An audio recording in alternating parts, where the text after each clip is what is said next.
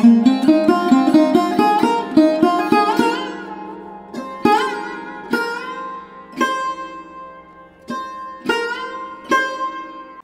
बंधुरा, आशा करी सबाई खूब भालो आछेन। टुम्पास किचेन एंड मिनी ब्लग्से आपनादेर सकलके जानाई स्वागत।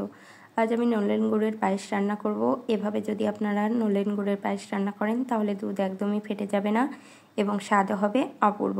এজন্য আমি নলেন গুড় নিয়ে নিয়েছি এবং এখানে আতপ চাল ধুয়ে পরিষ্কার করে জল ঝরিয়ে নিয়েছি। এখন আমি 1 লিটার দুধ দিয়ে দিচ্ছি কড়াইতে। দুধটা আমি ভালোভাবে ফুটিয়ে নেব।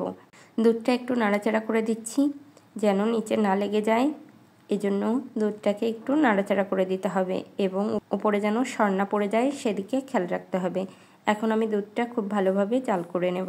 বন্ধুরা, স্বাদ ঠিক রেখে নলেন গুড়ের পায়েস রান্না করতে গেলে ভিডিওটি অবশ্যই সম্পূর্ণ দেখবেন, কোথাও স্কিপ করবেন না, তাহলে কিন্তু ভুল হয়ে যাবে রান্না করতে। এখানে আমি সুগন্ধের জন্য 2টা এলাচ দিয়ে দিচ্ছি। আপনারা চাইলে দিতে পারেন, না চাইলে নাও দিতে পারেন। এখন খুব ভালোভাবে নাড়াচাড়া করে নেব এবং খুব ভালোভাবে জাল করে নেব। আপনারা সবাই জানেন গোবিন্দভোগ চাল সেদ্ধ হতে খুব বেশি সময় লাগে না, এজন্য আমি দুধটা আগে জাল করে নিচ্ছি, তাহলে এই পায়েস রান্নার স্বাদটা খুব ভালো আসবে। দুধটা অনেকটাই ফুটিয়ে নিয়েছি এবং অনেকটা কম হয়ে গেছে। এখন এখানে আমি গোবিন্দভোগ চাল নিয়ে নিয়েছি। এখন এই চালের উপর দিয়ে দেব 1 চামচ ঘি। ঘি দিয়ে আমি চালটা খুব ভালোভাবে এভাবে মিশিয়ে নেব ঘিয়ের সাথে। এই ঘিটা দেওয়ার ফলে স্বাদটাও খুব ভালো আসবে এবং এই দুধের ভিতর যখন আমি চালটা দিব তখন চালটা নিচে লেগে যাবে না। অবশ্যই বন্ধুরা এই চালে একটু ঘি লাগিয়ে নেওয়ার চেষ্টা করবেন, তাহলে স্বাদটাও যেমন ভালো হবে তেমন নিচে লেগেও যাবে না। চালটা দিয়ে আমি খুব ভালোভাবে নাড়াচাড়া করে দিচ্ছি এবং চালটা আমি খুব ভালোভাবে সেদ্ধ করে নেব। খুব বেশি সময় লাগবে না এই চাল সেদ্ধ হতে, যেহেতু আমি চালটা ধুয়ে পরিষ্কার করে জল ঝরিয়ে নিয়েছি, তাই অনেকটাই নরম হয়ে গিয়েছে এবং খুব তাড়াতাড়ি এই চালটা সেদ্ধ হয়ে যাবে। আমি একটু নাড়াচাড়া করে দেব। নাড়াচাড়া করলে নিচে একদমই লেগে যাবে না এবং চালটা দলা পাকিয়ে যাবে না। যদি আপনারা ঘি ব্যবহার না করেন তাহলে অনেক সময় চাল দলা পেকে যায়, কিন্তু এভাবে যদি আপনারা ঘি লাগিয়ে নেন তাহলে একদমই দলা বেঁধে যাবে না। বন্ধুরা দেখুন, দুধটা অনেকটাই টেনে গিয়েছে এবং চালটাও খুব ভালোভাবে সেদ্ধ হয়ে গিয়েছে। আমি এখানে স্বাদের জন্য একটু লবণ ব্যবহার করেছি। আপনারা চাইলে লবণ দিতেও পারেন, না চাইলে নাও দিতে পারেন। এখন আমি এখানে দিয়ে দেব গুঁড়ো দুধ।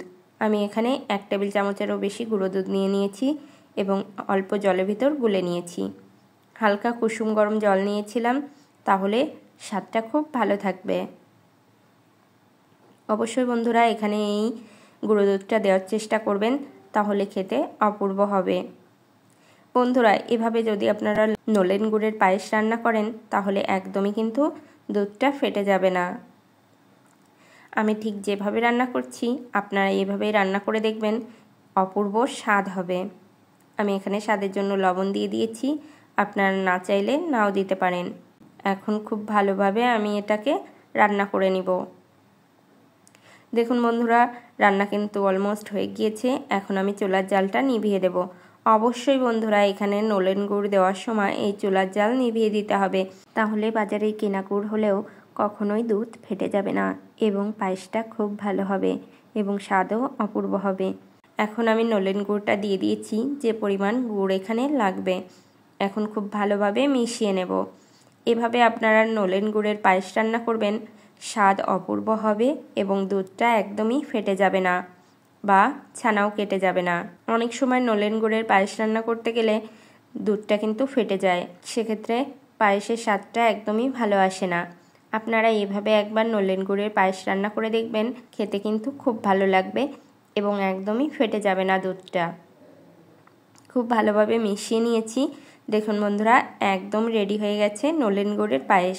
কত সুন্দর কালার এসেছে এবং ফ্লেভারটাও কিন্তু খুব সুন্দর। আপনারা সবাই জানেন নলেন গুড়ের পায়েস খেতে কিন্তু খুবই ভালো লাগে। বন্ধুরা রেসিপিটি ভালো লাগলে অবশ্যই লাইক কমেন্ট শেয়ার করবেন এবং আমার চ্যানেলটি সাবস্ক্রাইব করে আমার পাশে থাকবেন। নতুন নতুন রেসিপি পেতে আমার চ্যানেলের বেল আইকনটি প্রেস করে দেবেন, তাহলে সবার আগে আমার ভিডিওর নোটিফিকেশন আপনার কাছে চলে যাবে। বন্ধুরা এভাবে অবশ্যই নলেন গুড়ের পায়েস রান্না করবেন, তাহলে খেতে অপূর্ব হবে। সম্পূর্ণ ভিডিও দেখার জন্য অসংখ্য ধন্যবাদ।